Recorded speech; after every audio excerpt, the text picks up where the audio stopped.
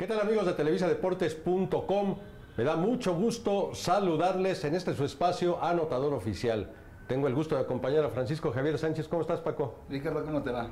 Muy bien, muchas gracias. Y bueno, en Anotador Oficial tenemos pues la fecha de aniversario del Necaxa. El 21 de agosto de 1923 es cuando se funda el Club Rojiblanco, que ha tenido pues algunas etapas de desaparición, también su paso por segunda división, pero hoy qué bueno que lo tenemos en primera división y ojalá se rescate pues con gloria, con triunfos, con títulos, aquel brillante pasado que llegó a tener incluso en varias etapas. Sobre todo en la época de los años 30, Ricardo, cuando fue la base de la selección nacional para dos competencias de muchísima importancia, como fueron los terceros Juegos Deportivos Centroamericanos de San Salvador en 1935 y 3 años después, ya como los Juegos Deportivos Centroamericanos y del Caribe, Panamá 1938. El equipo del Necaxa sirvió como base de la selección nacional con los famosísimos 11 hermanos, que eran Raúl Pipiolo Estrada en la portería, Antonio Aspiri y Lorenzo La Yegua Camarena en la defensa. En media cancha estaban Guillermo Perro Ortega, Ignacio Calavera Ávila y el gran Marcial Ranchero Ortiz. Y en la delantera estaba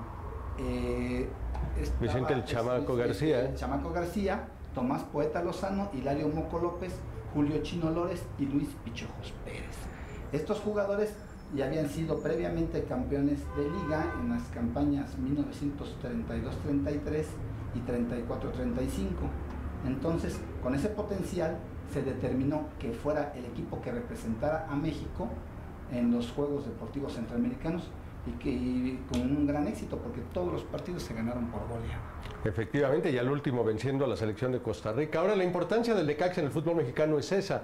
En primer lugar, el Necaxa surge de la fusión de un club Tranvías y el Luz y Fuerza del Centro, que pues ya sabemos, organismo que ya desapareció hace algunos años como sindicato. Pero todo esto un año después a la formación de la Federación Mexicana de Fútbol en 1922. En el 23, bueno, pues con la idea de formar un club deportivo e impulsar a los trabajadores a las actividades precisamente deportivas, es por ello que se funda este club con la idea original de W. Fraser, que viene siendo pues el padre del conjunto Necaxa, y le pone el nombre de la presa, la primera presa hidroeléctrica que hubo en el país, Necaxa, en el estado de Puebla. Y bueno, viene la fusión de Tranvías y Luz y Fuerza, porque a partir de ese año del 23 ya se prohibía que algún equipo de fútbol o algún equipo de béisbol que también tenía preferencias entre el público de la capital llevar el nombre de una organización, de una secretaría de gobierno, y es por ello que a Tranvías y Luz y Fuerza se les da la idea de fusionarse y forman el conjunto Necaxa. Años después hace el clásico contra el Atlante, que es una de las principales rivalidades en la historia del fútbol mexicano, porque ellos pelean en una serie de 3 partidos el campeonato 31-32, se van a una serie de 3 partidos que gana el conjunto azulgrana. Un año después, como decía Paco, el Necaxa gana su primer título y se enfrentan en la última jornada, y ahí el Necaxa gana 9-0 al conjunto del Atlante, tomando revancha y obteniendo su primer título. Y ya como colofón, pues lo que él decía, se les dio en llamar 11 hermanos por la cofradía que había entre ellos, ya dirigidos por Ernesto Pabler, un portero austriaco que llegó a Tampico y después a la Ciudad de México, y pues todos actuaban como verdaderas familias, y por eso se les dio en llamar el conjunto de los 11 hermanos. Pero ya desde el 33, porque el Necaxa es el primero que gana el título de Copa, gana la Liga 32-33, gana la Copa 33, la Copa México, y por eso le dieron en llamar el campeonísimo. Es el primer campeonísimo de la historia del fútbol mexicano. Efectivamente. Y también la rivalidad, Ricardo, se consolidó porque algunos jugadores que habían pertenecido al cuadro electricista pasaron a formar parte posteriormente del cuadro azulgrana. Por ejemplo, el propio Pipiolo Estrada, Ignacio Calavera Ávila, ellos jugaron en ambos equipos. No, y la estrella máxima, Horacio Casarín. Que bueno, Horacio Casarín como que la afición lo tiene en el recuerdo con el Atlante, pero realmente donde inició su carrera fue en el conjunto del Necaxa, y a la postre pues se convirtiera en el máximo goleador mexicano, en medio de selección vasca, en medio de los jugadores españoles del Bilbao, de los que venían los catalanes del Barcelona.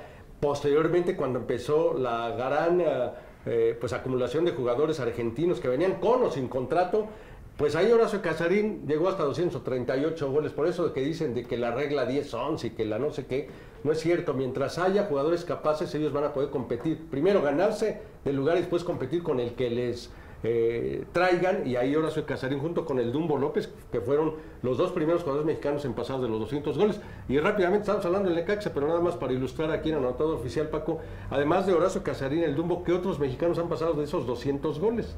Solamente Luis Roberto, primero Carlos Hermosillo, con 295. Luego tenemos a Yared Borghetti, finalmente con 251.